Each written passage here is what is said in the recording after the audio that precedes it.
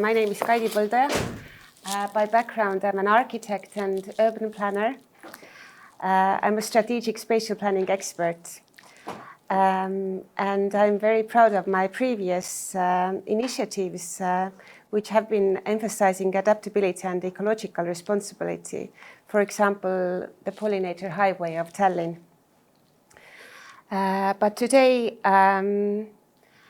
I am currently pursuing my doctoral degree at TalTech University, researching innovative approaches to equitable and high-quality spatial environments. My presentation today aims to frame the kind of the notion or the definition of locality and why we kind of need to rethink it as urban planners and as architects, so that Hannes, Kati, and Paco, who can kind of dig deeper into it in their presentations. So the new meaning for locality. To kind of start discussing it, we might have to start with the original meaning of it. So traditionally, locality, in terms of the discipline of geography, was defined as the state or fact of being local or just having a location. So it was a very pragmatic understanding of things. Locality meant a place, a spot or district. It could have, but it didn't necessarily have to have any reference to things or persons in it or to occurrences there. But local spots that developed were very often associated with the coming of railways. So railway stations were naturally places where cities evolved, and such is the case with Ülemiste as well. But the new meaning of locality doesn't see this original definition as sufficient. The way we understand locality today is that locality is not just a zip code. It's meant to be an experience, meaning that locality requires, or meaningful locality requires emotional ownership or connection to the location. For example, a glass office in a globalized city is just a glass office without any identity until maybe someone holds a coffee meeting in front of it, or a lamppost is just a lamppost until someone puts a sticker on it. So locality can be created in various ways. There are strategic approaches to it, but sometimes tactical small interventions are the most efficient ways to start this process. In this globalized world and in this really digitalized environment that we live in every day, it is very easy to think that physical space doesn't matter any longer. We are so connected, we are constantly on social networks. Why do we actually need places? But what is significant and what is important is that recent scientific research very strongly suggests that in this age of digitalization and globalization, physical space actually means more. It means that people search for meaningful places and meaningful engagement with their environment. And that's what makes locations great places. One of the most recent success stories in creating a new location is the project of Putukaväel, which just used to be it just used to be a power line corridor without any significant meaning, a place that was considered unsafe and unsightly. I have researched that this year only, the Pollinator Highway has been marked as an advantage in more than 30 different real estate advertisements, meaning that creating new locality and creating new spaces can not just add value to the communities, but also create significant business value and competitive edge for businesses, for enterprises, for any kind of new initiatives. So what defined the locality of the Pollinator Highway was its community. And I strongly argue that the location becomes a place when locals start to feel responsible for it.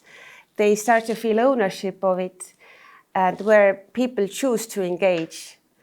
Originally, locality meant that you were born into a place and maybe you lived there for your entire life. Locality today means places that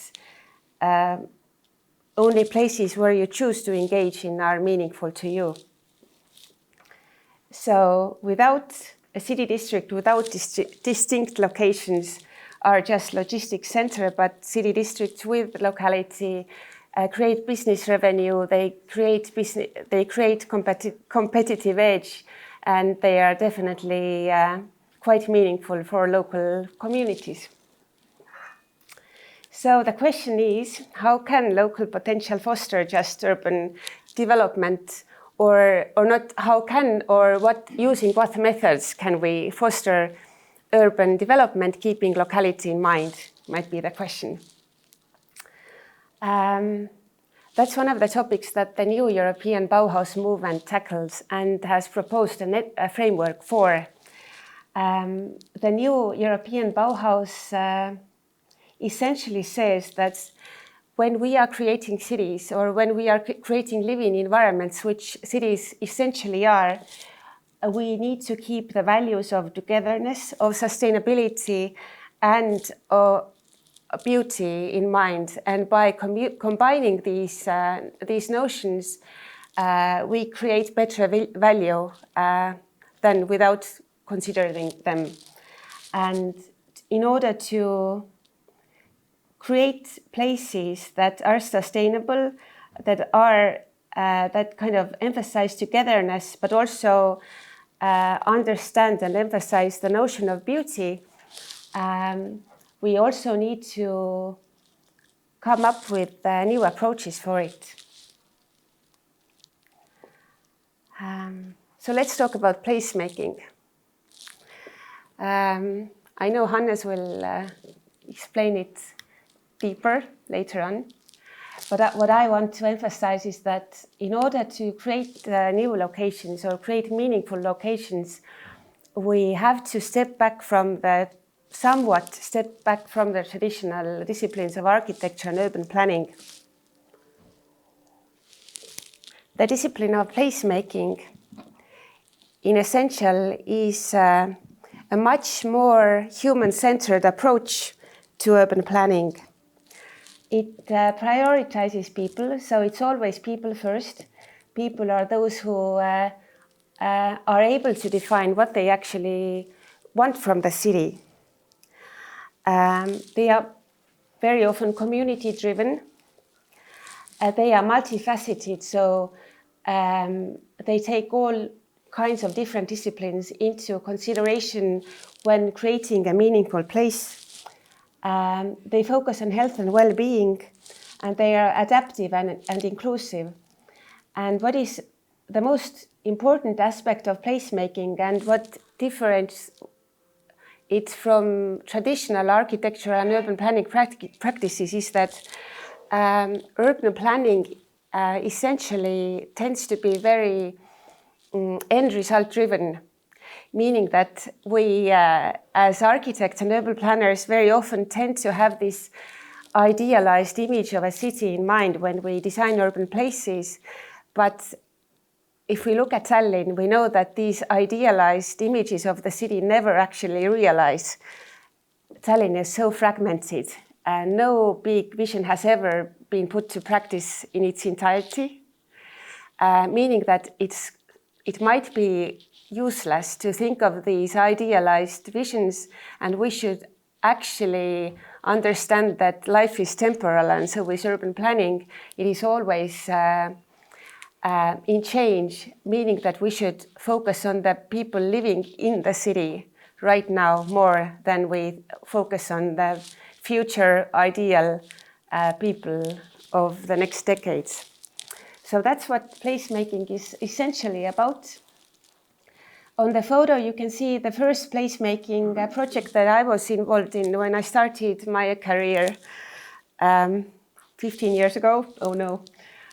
This is the culture kilometer of Tallinn. I know many of you remember it. The younger generation might not, but essentially it's just a walking and cycling path built on a light rail corridor, which only aim of which was to open up a new possibility for walking along the seaside.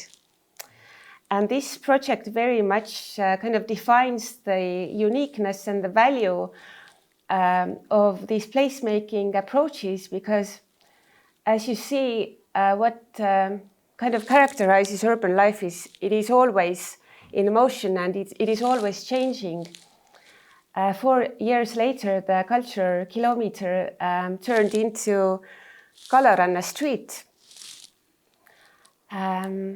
So it kind of reached its finalized form, but you can still feel the original intention of it behind it, at least somewhat.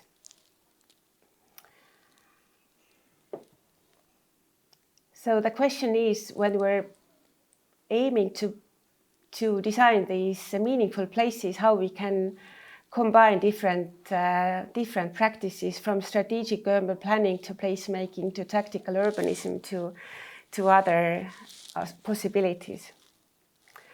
Our colleagues in the Netherlands have proposed that kind of framework for that. And that, I think, it could also be used, the strategic plan could also be used for Ülemiste. I call it the 4 pathways to the future of Ülemiste. So what you do is you define spatial planning for yourself, not just as a continuous strategic process, which begins right now and never actually ends. And then you can place these different actions and different ideas that you have within this framework of temporality. Something can be done today, something can be done in 10 years or even later, and you also consider the societal and investment aspect of it. So some changes require significant investments, and some just maybe bringing the communities together. And to illustrate this idea better, these are 4 examples that can actually be done within this framework. And what is important is that when we are assessing a place and keeping locality in mind and using the methodology of tactical urbanism, that we stop being referential, which is very characteristic to modern day world, I must say, and think of actual local qualities that could outline the local values. So, for example, Ülemiste has this amazing area that used to function or still somewhat functions as a freight station that could be, with using tactical interventions, could be turned into an art forest. It has vast lands of unused space that could be a sunbathing spot. If the successful collaboration between Ülemiste and the city of Tallinn continues, we can remove the barrier effect of the railway by creating new pedestrian tunnels. But maybe the most important and the most important thing we should do, and what actually requires very little effort, is just putting up a few instant coffee machines so that the community could be open to everyone, meaning you don't have to buy a €7 latte to be here. So this framework kind of illustrates the way where there is a multitude of possible approaches and possible interventions to be done to create different kinds of spatial value.